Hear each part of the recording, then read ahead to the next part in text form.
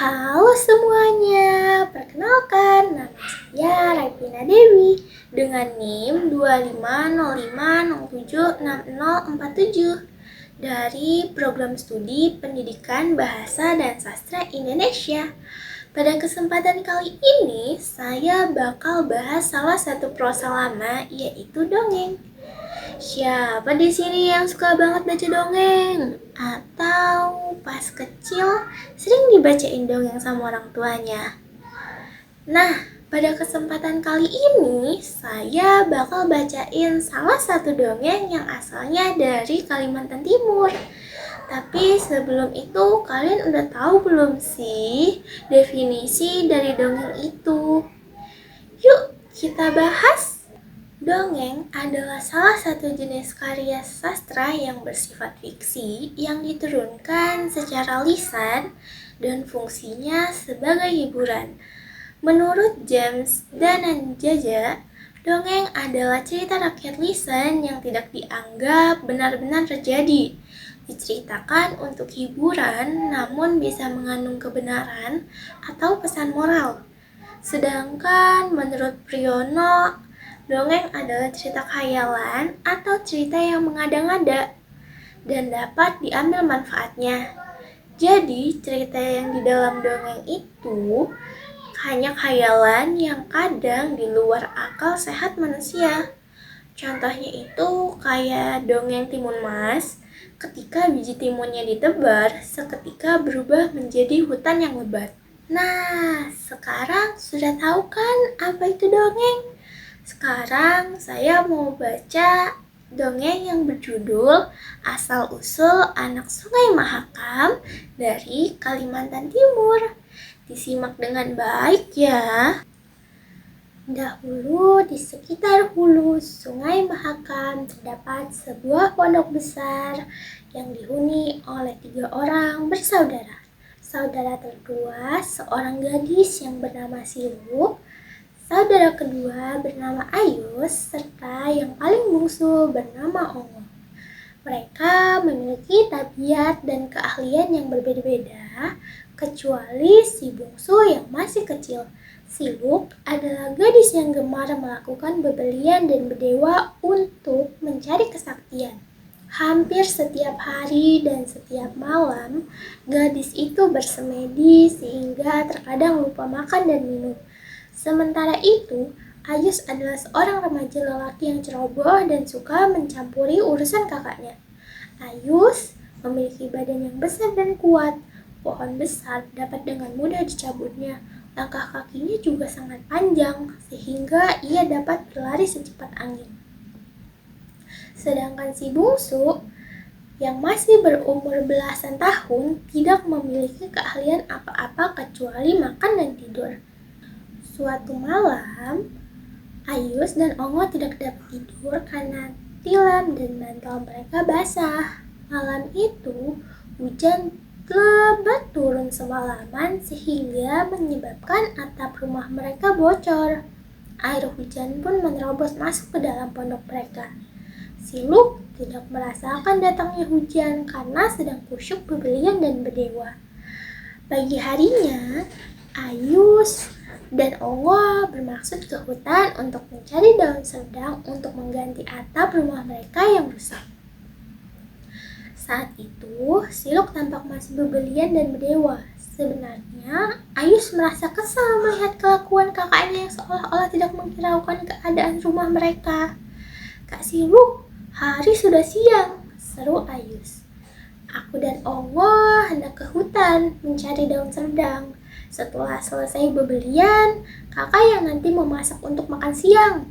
Mendengar suara adiknya, Siluk pun terkejut dan tersadar dari semedinya. Ia merasa amat kecewa karena semedinya belum selesai, tapi sudah dibangunkan oleh adiknya. "Baiklah, aku nanti yang memasak," jawab Siluk yang kemudian berpesan kepada kedua adiknya.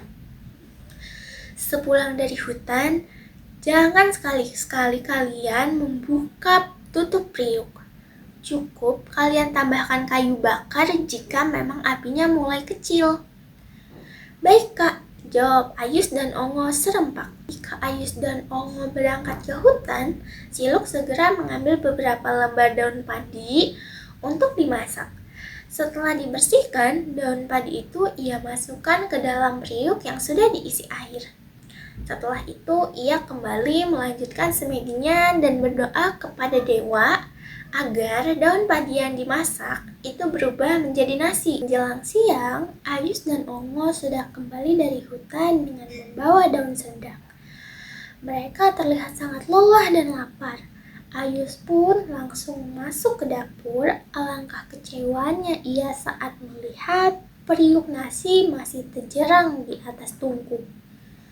Kenapa pancinya masih di atas tungku? Jangan-jangan nasinya belum matang, gumam Ayus. Ayus penasaran, ingin mengetahui isi panci itu. Maka ia pun segera membuka penutup panci tersebut. Betapa terkejutnya ia tak kalah melihat panci itu, yang di dalamnya hanya terdapat beberapa lembar daun padi dan sebagian lainnya berupa nasi. Takut ketahuan oleh kakaknya, ia cepat-cepat menutup kembali panci itu. Sementara itu, Siluk baru saja selesai berbelian. Ia kemudian menuju ke dapur untuk memastikan apakah nasinya sudah tanak atau belum. Begitu ia membuka penutup panci itu, dilihatnya masih ada beberapa lembar daun padi yang tersisa. Hei, bukankah seharusnya nasi ini sudah matang semua? Tapi kenapa masih ada beberapa lembar padi yang tersisa? Gumam Siluk dengan heran. Ini pasti perbuatan Ayus. Anak itu telah melanggar pesanku. Siluk terlihat sangat marah. Karena perilaku adiknya itu, kini kesaktian memasak daun padi menjadi nasi telah hilang. Dengan kesal, ia segera menghampiri Ayus yang sedang duduk beristirahat di samping pondok mereka. Hei Ayus, kamu telah melanggar pesanku. Tidak ada lagi gunanya kita tinggal bersama. Lebih baik aku pergi dari sini. Aku akan tinggal di dekat pusat air. Di sana, aku dapat bebas berbelian dan berdewa tanpa ada yang mengganggu, kata Siluk. Usai berkata demikian, Siluk segera mengemas pakaiannya. Sebelum pergi, ia membawa ayam jantan, sakti kesayangannya. Siluk kemudian menyusuri sungai menuju hilir dengan menggunakan rakit. Ketika melihat rakit yang ditumpangi Siluk melaju di atas aliran sungai yang deras, cepat-cepatlah ia berlari hendak menghalangi kakaknya. Dengan kecepatan lari yang luar biasa, ia dapat mendahului kakaknya jauh di depan. Ayus kemudian mengambil batu-batu besar dan melemparkannya ke tengah sungai Mahakam sehingga terbentuklah bendungan. Berkoteklah ayamku, seru Siluk. Ayam jantan itu pun berkokok. Suara kokok ayam sakti itu pun seketika menghancurkan bendungan yang dibuat Ayus. Siluk dengan rakitnya pun kembali menuju ke hilir. Ayus tidak mau kalah. Ia berlari kencang mendahului kakaknya dan membuat bendungan lagi. Ketika ayam jantan milik kakaknya berkokok, bendungan itu kembali hancur berkeping-keping. Demikian hal tersebut terjadi berulang-ulang sehingga Siluk dengan rakitnya tetap mampu menghilirkan kesaktian suara kokok ayamnya. Menurut cerita, bekas-bekas bendungan tersebut kini menjadi keham atau jeram di hulu sungai Mahakam. Sementara itu, rakit yang ditumpangi Siluk terus melaju hingga akhirnya tiba di muara sungai Mahakam. Ayus tidak mampu lagi membuat bendungan karena tidak ada lagi batu-batu besar di daerah itu. Dengan kekuatannya, ia menambah kuala sungai dengan mengambil lumpurnya dan mencabut nipah-nipah yang tumbuh di sungai. Nipah-nipah tersebut kemudian ditanam pada tambak buatannya sehingga terbentuklah hutan nipah. Setelah itu, Ayus menunggu rakit Siluk melewati tempat itu. Tak berapa Ayus menunggu, dari kejauhan tampaklah rakit Siluk sedang melaju ke hilir. Ketika rakit itu hendak melewati hutan nipah buatan Ayus, ayam jantan Siluk berkokok. Tak ayal, hutan nipah itu pun hancur sehingga terbentuklah aliran sungai yang kini bernama Kuala Bayur, Kuala Berau, dan sejumlah delta di Kuala Mahakam. Sebelum melanjutkan perjalanan menuju ke laut lepas, Siluk berpesan kepada Ayus, "Ayus, tolong jangan lagi kau halang-halangi jalanku. Biarkan aku mendekatkan diri kepada Sang Hyang Dewata di pusat air." Alangkah terkejutnya Ayu saat menyaksikan peristiwa itu. Ia benar-benar tak kuasa menahan kepergian kakaknya. Ia pun merasa menyesal karena telah melanggar janjinya. Nah, itu dia dongeng dari asal-usul Sungai Mahakam. Dongeng ini bersumber dari... Terima kasih sudah mendengarkan hingga akhir.